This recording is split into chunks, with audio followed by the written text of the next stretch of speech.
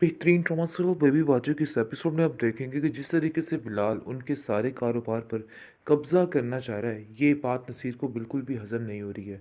और वो साफ साफ कह देता है कि अब मुझे कोई इंतहाई कदम उठाना पड़ेगा, क्योंकि रोज़ की इस चिक चिक से परेशान हो चुका हूँ और हमारे घर का माहौल काफ़ी ज़्यादा डिस्टर्ब हो चुका है। जिसको सुनकर आप देखेंगे कि वकील को बुलाते हैं और वकील कहता है कि बस समझिए कि आपका काम हो गया, लेकिन आपको इसमें बड़ी चालाकी और होशियारी के साथ करना पड़ेगा, क्योंकि वो जानते हैं कि पप्पू जान भी काफ़ी ज़्यादा चालाक औरत है और कुछ भी कर सकती है, क्योंकि सायरा जो कि मास्टरमाइंड है वो ही सारे काम ख़राब कर रही है।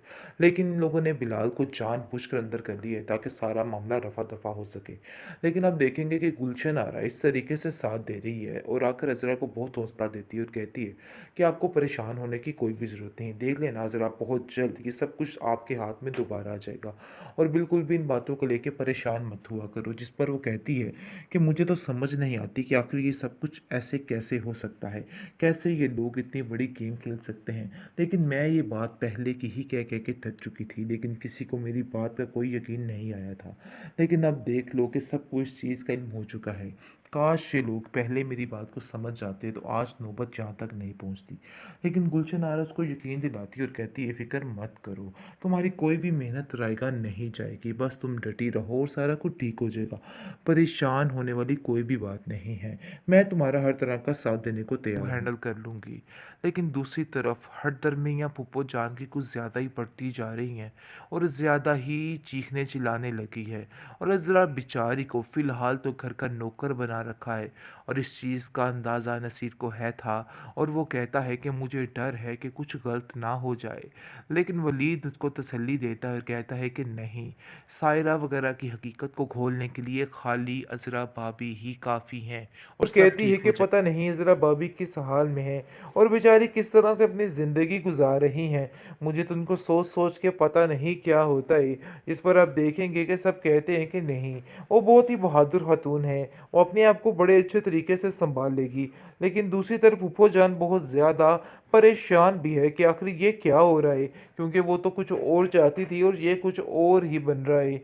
और वो आयशा से इस बारे में बात करती है और कैसी कैसी मुझे साफ साफ बताओ, ये क्या माजरा है। आगे से वो कहती है कि बस मैं भी आपको बता दे रही हूँ, अगर कोई ऐसी बात अब सामने आई तो समझिए कि ये सारी बातें अदालत में ही जाएंगी और मैं इस बातों को बताने से बिल्कुल भी गुरेज नहीं करूँगी।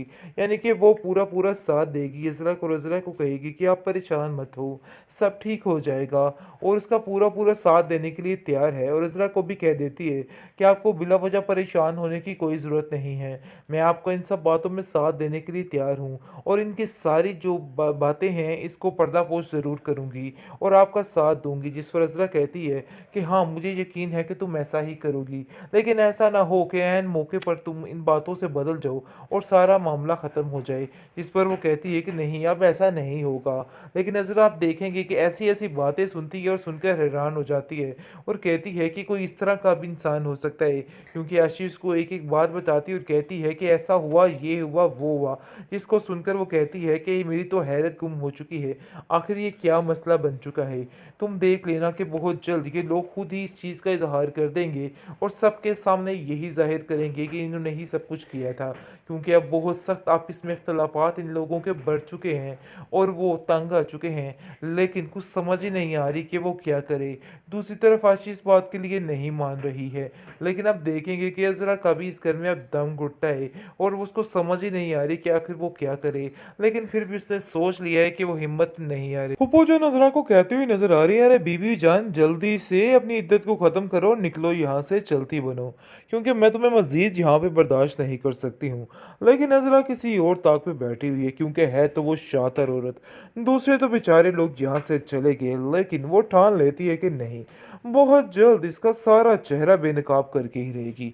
क्योंकि जैसे ही आप देखेंगे कि वो अस्मा को कॉल करती है और कहती है कि अस्मा, देख लेना कि ये काम बड़ी ही चालाकी के साथ होगे और इनकी अपने ही ऐसी फूट डलेगी कि सारा मामला ठीक हो जाएगा, तुम्हें बिल्कुल भी परेशान होने की कोई भी ज़रूरत नहीं है। जिसको सुनकर आप देखेंगे कि अस्मा कहती है कि ज़रा भाभी, ऐसा ना हो कि आप किसी चुंगल में फंस जाएं, यानी कि कुछ ऐसा ना ये लोग कर दे जिसकी वजह से मसला ख़राब हो जाए। इस पर वो कहती है कि तुम फिक्र मत मत करो, मैं इधर सब कुछ हैंडल कर लूँगी। बल्कि तुम नहीं जानती कि आप लोगों के जाने के बाद इधर क्या मुश्किल हो रहा है। जिसको सुनकर वो कहती है कि आखिर क्या हुआ? आगे से आप देखेंगे कि वो बताती है कि इनकी आपस में ही फूट पड़ चुकी है। इसके भतीजे ने खुद ही इस चीज़ का इज़हार कर लिया है कि सारा कुछ जिस तरह हथिया कर लिया है, ऐसे ही मैं बाहर निकाल सकता हूँ। यानी कि मिनट में आपकी हर चीज़ को ख़त्म कर सकता हूँ, क्योंकि असल में अब वो आशी के लिए ये हाथ माँग रहा है। ये चीज़ बिल्कुल भी काबिल बर्दाश्त नहीं हो रही है सायरा को और उसकी माँ को। और वो कहते हैं कि चाहे जो मर्ज़ी हो जाए, वो ऐसा करने के लिए कभी भी राज़ी नहीं होंगे। इसलिए साफ-साफ वो कह देती है कि चाहे जो मर्ज़ी हो जाए, हम इस बात के लिए राज़ी नहीं होंगे। बस इसी बात से इनकी आपस में लड़ाई होने वाली है और सारा मामला जो है वो रफ़ा-दफ़ा होने वाला है। यानी कि सारी हकीकत खुल के सामने वाली है और इनका असली चेहरा खुद ही बेनकाब हो जाएगा। और आप देखेंगे कि अब अज़रा जो है वो फ़ोन करके कहती है कि परेशान होने की किसी को कोई ज़रूरत नहीं है, लेकिन उसकी माँ उसको समझाती है कि तुम परेशान मत हो, ज़रा हौसले और हिम्मत से काम लेना, देख लेना सारे मसले खुद ही हल हो जाएंगे।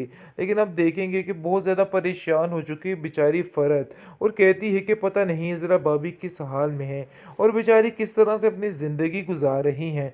मुझे तो उनको सोच सोच के पता नहीं क्या होता है।